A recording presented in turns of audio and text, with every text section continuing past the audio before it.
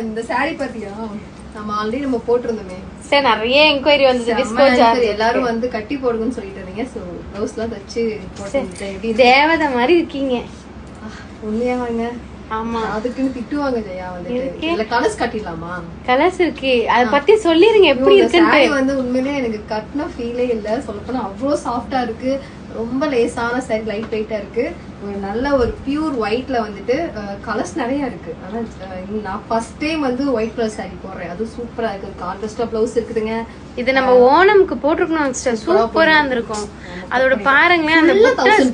ஃபுல்லா 1000 புட்டா